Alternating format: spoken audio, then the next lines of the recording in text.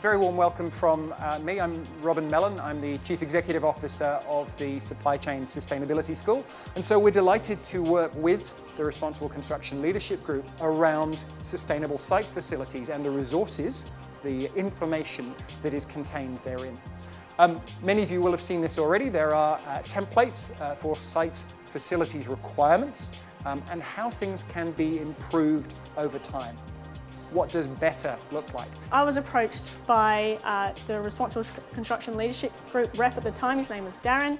He came to me and he said, "Have you heard of this sustainable site sheds facilities business?" I said, "No, please tell me about it." He said, "Well, we've gotten together. There's this great group of people at the Responsible Construction Leadership Group, and we've developed these specs with the industry to look at sustainable site sheds. Can you put it in your update of your rating scheme?" And I said, "Actually, we can do one better.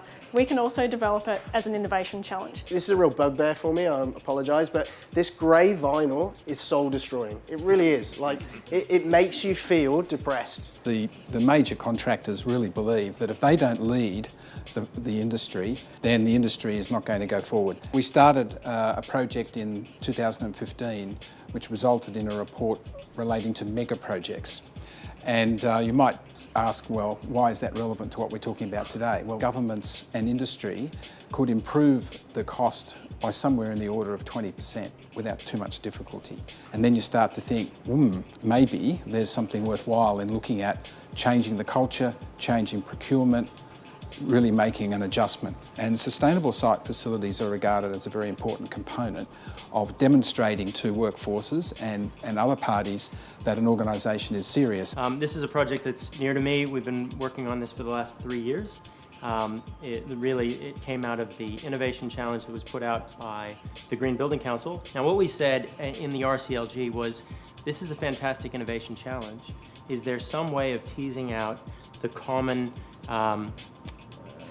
characteristics that we could apply to all site sheds such that everybody was procuring, as Matt mentioned earlier, off a common baseline? So our first site standards were piloted back in 2008. What's interesting is over that period of time, obviously we still have sheds from 2008, of course we do. So we have a number of minimum standards, and I'll quickly tell you a couple of them, but the ones that specifically relate to our site accommodation, our sheds, really are around things like making sure we have water efficient toilets and taps and those kinds of things, which the building standards, building codes are greatly improving themselves.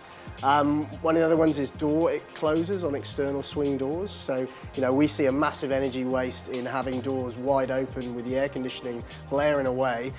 Then we have a huge list, as long as your arm, of optional initiatives that we would like our sites to look at. And this is where we ask our shed suppliers to provide things like more energy efficient air conditioning, better quality lighting, sensors. So we have a number of principles with our next place, designing our new workspace.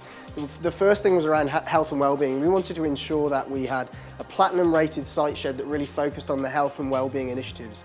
The specific ones around low VOC paints, natural lighting, things like carpet on the floor, which low VOC carpet, which we think is a great thing for thermal comfort. This is a site office that accommodates about 80 workers in a large open plan space that's about 30 metres by 50 metres. And what we found by accommodating them in this one big space, we could actually drop about 30% of the number of sheds we would normally provide off. So that has helped to fund some of the improvements in the finishes and the quality of construction. Lots of plants, we've got a green wall in there, big central green wall space. Lots of colour on the walls, that's the thing we're trying to encourage our teams. From mid next year, projects that are getting rated through our rating scheme will need to decide whether or not they want to get some points and put sustainable site facilities on their project. And they can also decide from today, from this very moment, if they would like to create an innovation challenge, get 2 more points, and get some sustainable site sheds on their sites today. We're here talking about sustainability, obviously. The business has been implementing improvements as they become cost effective. Yep. And the customers are willing to pay. So that's how we've approached it. I guess the biggest thing that I'm seeing is just the amount of staff on sites, the amount of large complexing that's going on, and the workers there and their facilities that are required are just growing as the infrastructure grows. We're seeing the changes actually being driven through legislation mostly. It's not often coming from industry creating a singular voice about something. It's normally around legislation or a risk management against some terrible thing. So Metro prides itself on its sustainability.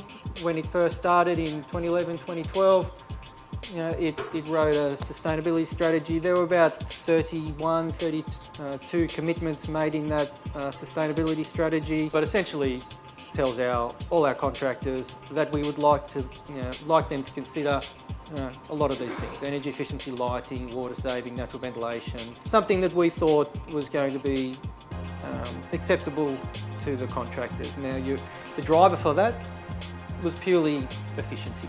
It was energy efficiency, essentially, and it was efficiency on water. You'll see the wonderful catchphrase there: we're reasonable and feasible. In reality, that is what you see is what you get.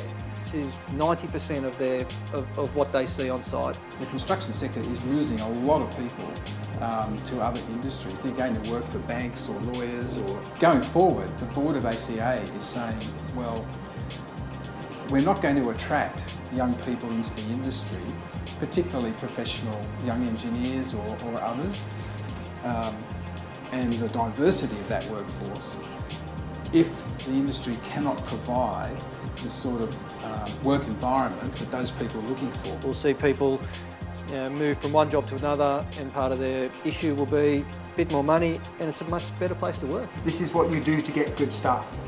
This is the new normal. A space that makes it feel like you could hose it down at the end of the day doesn't make you feel valued as a person. It's like, we don't even trust you to look after this space we provided. The thing which lifted the standard was the users. You know, users giving suppliers consistent standards that you expect is what we love. And I think that's why it will improve over time, because there's a compelling investment reason for us, which is that over the long term, this is where the standard's going, that's what we're looking for, and everybody's going to want it. We need to get more, I guess, idea of what your timeline expectations are. Because this product won't be available early next year. It probably won't be available until even late next year or mid next year. I'm encouraged by the amount of work that has been put into this by the Responsible Construction Leadership Group.